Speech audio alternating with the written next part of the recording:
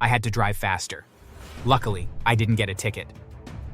By the time I finally made it back to my company, I was 1 minute late past the time I should have been there, and my boss was already in a meeting with the CEO and his team. "What the hell are you doing here so late?" "I'm sorry, I had an incident on the way to work and stopped to help a pregnant woman."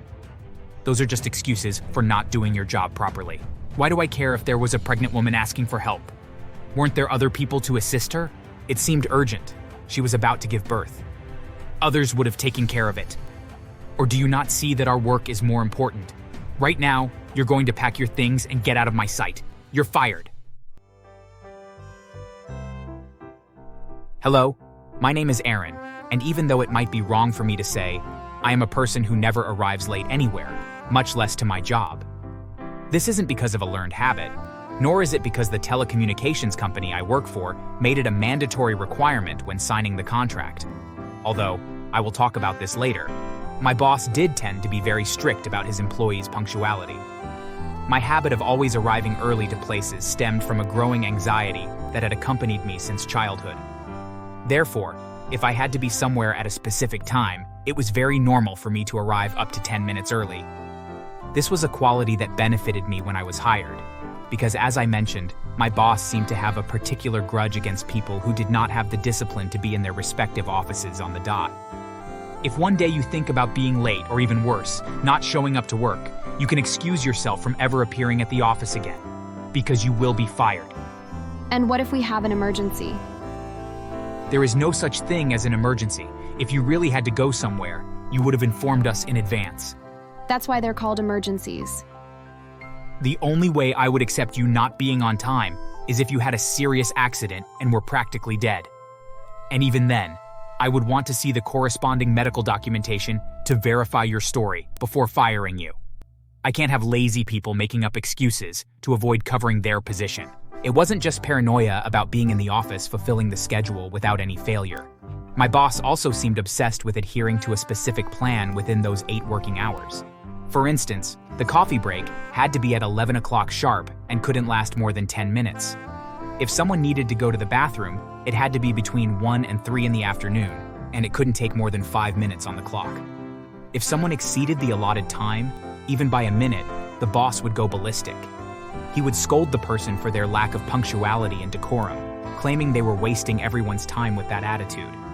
Besides scolding them, he would assign them more tasks or make their day more difficult. In the end, with this psychological mistreatment, most employees opted to stay seated at their desks and not risk taking breaks for fear of exceeding the established time. Aaron, have you heard the latest news? It seems the CEO's sister is coming to visit the office next week. Ah, is that why the boss is so stressed? He's been growling and breaking more things than usual these days. Probably, you know how he gets every time the CEO comes to supervise. Imagine when he wants to bring visitors as well.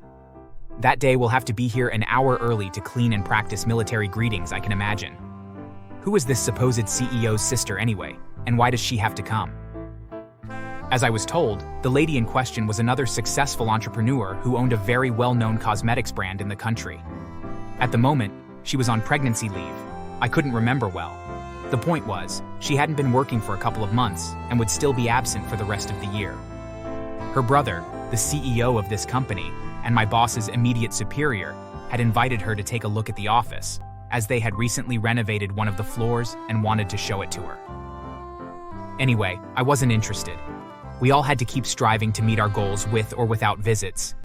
I didn't expect that a week later, while on my way to work, I would be involved in an unfortunate traffic accident.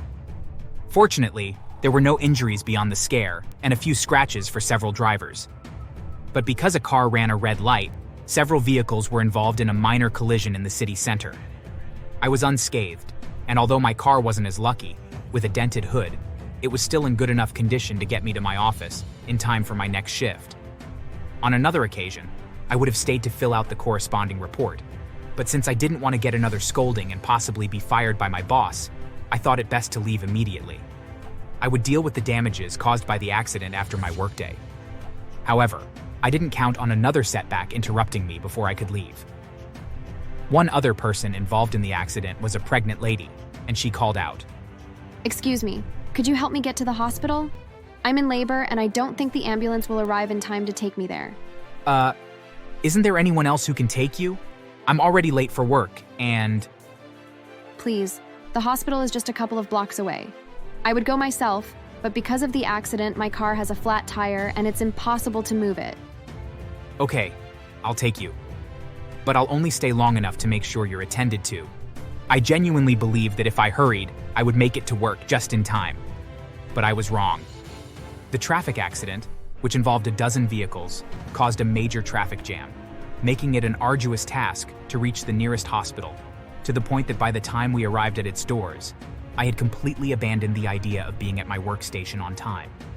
And, since I had given up that idea, I stayed at the hospital a while longer, accompanying the woman until her husband arrived and took over.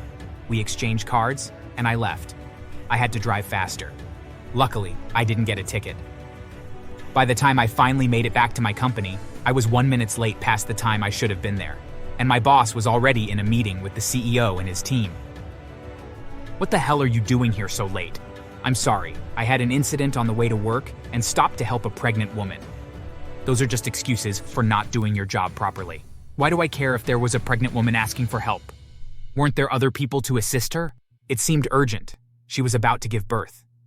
Others would have taken care of it. Or do you not see that our work is more important? Right now, you're going to pack your things and get out of my sight. You're fired. I wanted to protest because my boss had not only fired me unfairly, it was the first time I was late to my job, and for a completely reasonable reason. But he had also yelled at and humiliated me in front of more than 30 people who were there with him at the time. But I concluded that it wasn't worth it. Perhaps it was better to accept my dismissal and look for another job where I wouldn't have to put up with a toxic boss giving orders all the time. And yes, I ended up going to my office to collect my things and leave. I didn't expect that a few hours after I left, the CEO of the company would call me to his office to discuss a private matter that supposedly concerned me, even though I had already quit my job. You see, Natalie, the woman you helped get to the hospital, is my sister. She showed me your card when I went to visit her. How? That's quite a coincidence. It is. She was on leave from work due to her pregnancy, as the doctors said it was a high-risk pregnancy and recommended that she rest as much as possible. It's a good thing she found you during the traffic accident, because with the traffic and services overwhelmed, she probably wouldn't have made it to the hospital in time. I'm sure she would have found someone to help her. It was all a fortunate coincidence, and I'm glad it turned out well.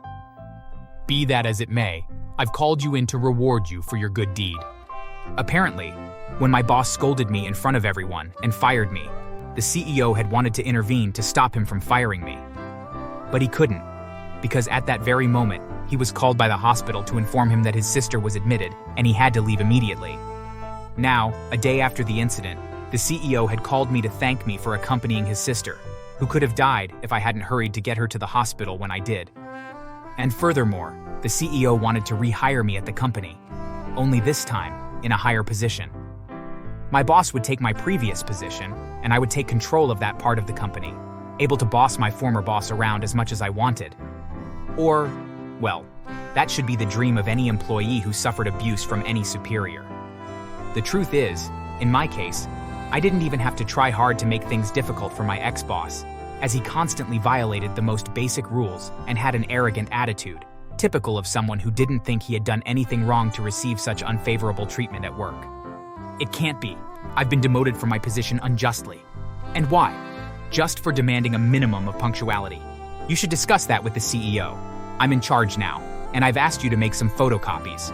I'm not interested in your problems with the CEO. You're not interested? Well, you sure have taken advantage of it, and I'm not going to make any photocopies. That's what these other workers are for. I have more important things to do. My ex-boss turned out to be such a problematic employee, refusing to do tasks or doing them in the crudest way, that I even wondered how he had managed to get the position of boss.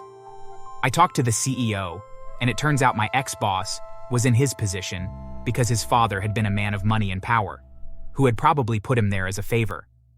But that favor was about to end because it was impossible for someone with such an attitude to remain in the company. Having obtained the CEO's blessing, I made sure to fire my ex-boss. He didn't take it well, throwing one of his tantrums where he shouted and even destroyed office equipment. The police had to come to take him away, and he was arrested for causing a disturbance at our workplace, destroying private property, and even trying to assault me. Thanks to my ex-boss being taken to jail and finally fired from the company, many people were encouraged to speak out and share the bad experiences they had with him at work. A collective lawsuit was then filed for multiple abuses, and in the end, my ex-boss was sentenced to 4 years in prison. We later heard that just months into his time in prison, he was complaining about the food and insulting the guards. They ended up starving him for 2 days, and he has become so pale. Just last week, we received information that my ex-boss tried to separate a fight between some gang members in prison, but they both turned on him and beat him so badly that he got a black eye. Thanks for watching. Make sure to subscribe and leave a comment down below saying, "I subscribed," and we will try our best to reply to your comment.